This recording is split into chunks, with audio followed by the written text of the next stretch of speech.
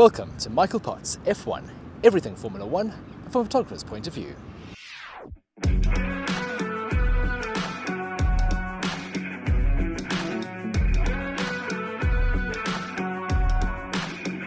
Race 17, the Qatar Grand Prix. In this video, I'd like to go through 5 interesting points from the Grand Prix in Qatar, and along the way, show you some of my favourite photographs from the weekend. This was my 50th Grand Prix as a professional Formula One photographer. That's a similar number of race starts to former Ferrari driver Luca Badoer. But let's dive on in with point number 1, Max Verstappen winning his 3rd World Championship. It's not really a surprise or a shock that Max is going to clinch this championship. I think from about lap 48 in Miami, we knew that this was bound to happen. However, it didn't happen quite in the way that I think he was hoping. Not only did he clinch the title in a sprint race, which is not his favourite format in Formula One, but he didn't even win the race. But he didn't let those minor details dampen his spirits. He was ecstatic in Parc Ferme, celebrating with his team and his partner Kelly Piquet. The team presented him with a new helmet for race day. It's a really cool one, black with lots of shiny bits. The team did celebrate the championship win after the sprint race. They weren't allowed to do it in the pit lane because we were racing the next day and no one wanted Red Bull all over the tarmac. So instead, they were allowed to celebrate at the start of pit entry, under the condition they didn't spray Red Bull on the pit entry lane. And as you can see by these photographs, that was completely ignored. Once Max won the feature race on Sunday, there was further celebrations with the team, and Red Bull can be really proud of what they've achieved this year. They've been absolutely dominant. They've managed to go the entire season with only dropping the ball at one race, which is remarkable. This championship win puts Max up with other 3-time winners, Jack Brabham, Jackie Stewart, Niki Lauda, Nelson Piquet, and Ayrton Senna. But Max is the only one of these to have won 3 consecutively.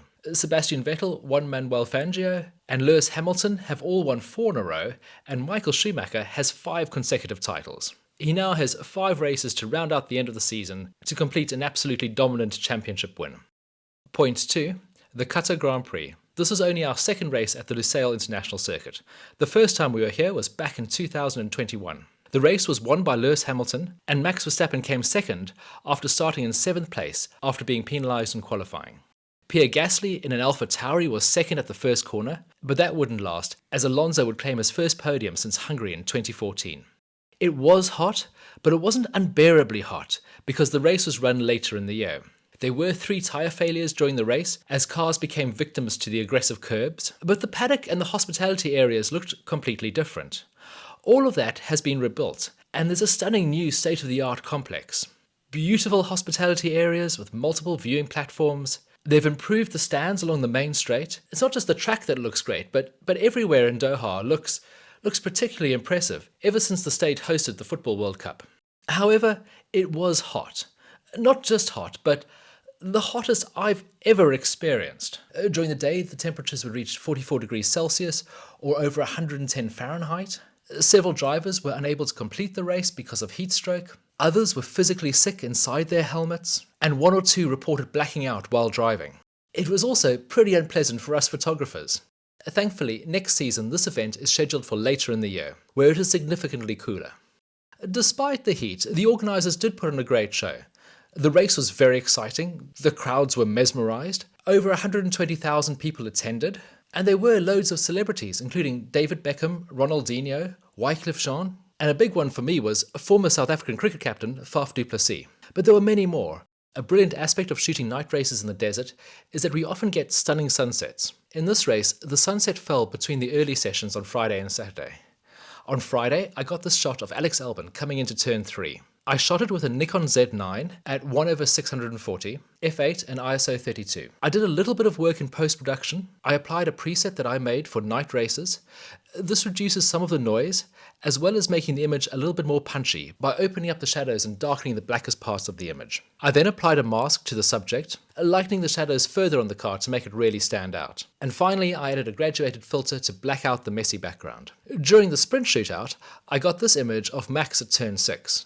I wanted to have the sunset in the background and a clear car in the foreground. I shot this with a Nikon D850 at shutter speed 1/1600, f9, ISO 640, and I was using a 24 to 70mm lens. If you look at the starting image, you'll see it's a bit dull because I've exposed for the lightest part of the sky. I applied my preset and then lightened the foreground to make the image a little bit more visually balanced. Point 3. Pirelli plays it safe.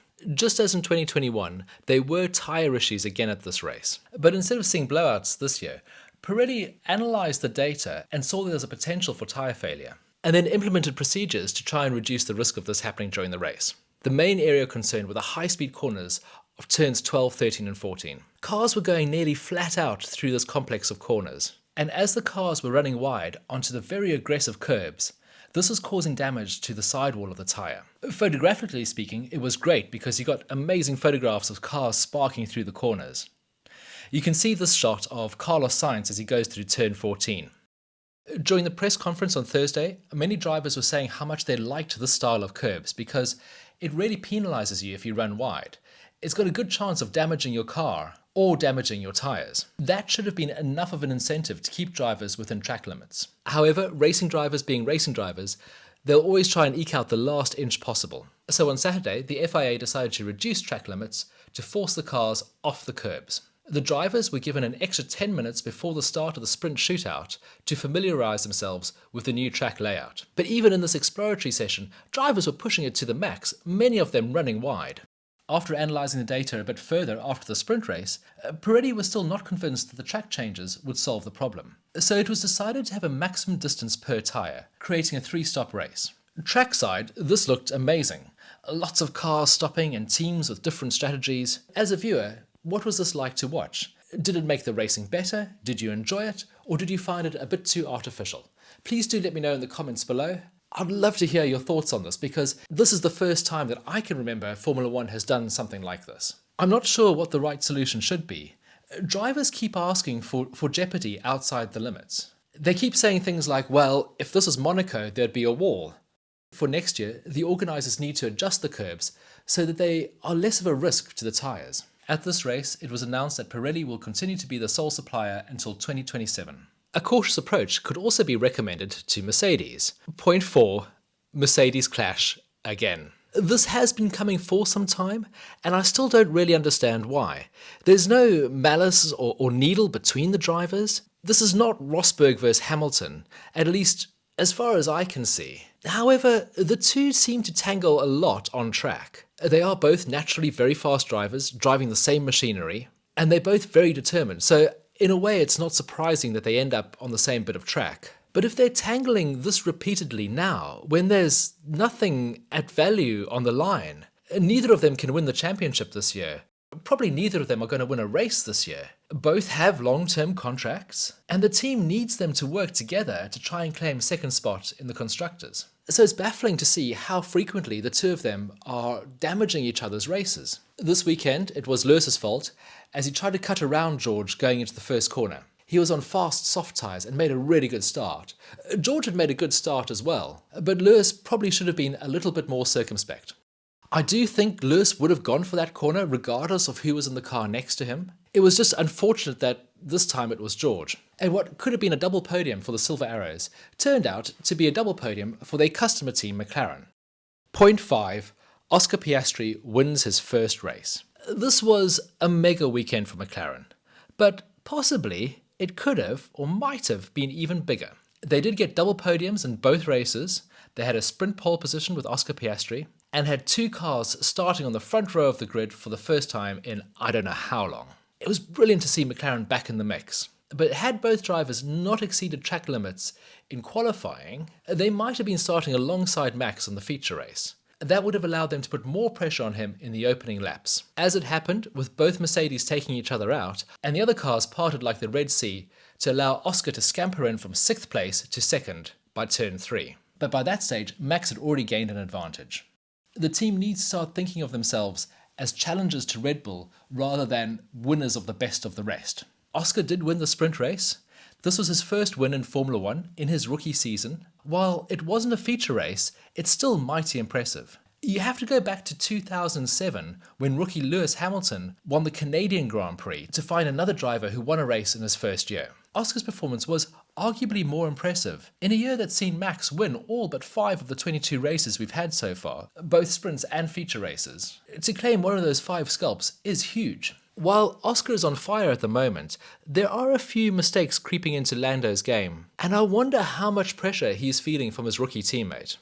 You can see Oscar's confidence everywhere, from his witty comments during the interviews, to this glowing air of a sense of belonging that he now has when he strides down the paddock. Red Bull should be genuinely worried about McLaren. Next year they'll have more budget, and they'll have more wind tunnel time to prepare their 2024 car. They have new facilities coming online, new team members joining, all will add to their technical capabilities, and they have 2 cracking drivers. And not only that, they have an amazing team spirit, an amazing team work ethic. They recorded the fastest 18-inch tyre pit stop in this race. And to show it wasn't a one-off, they also logged the 3rd best time too. Next race is Austin, which should also favour McLaren. And if they don't win there, then Sao Paulo is another real possibility. Don't be surprised if you see a papaya driver on the top step of a feature race before the end of this year. And they are building on something very strong to challenge Red Bull next year. So will Formula 1 be turning a papaya shade of orange in 2024?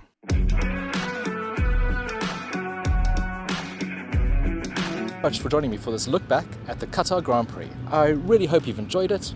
It was an action-packed weekend. We have a small break now until we're off to Texas. If you would like to see more photographs from this race weekend, please click on the link in the description below. So until the next one, goodbye.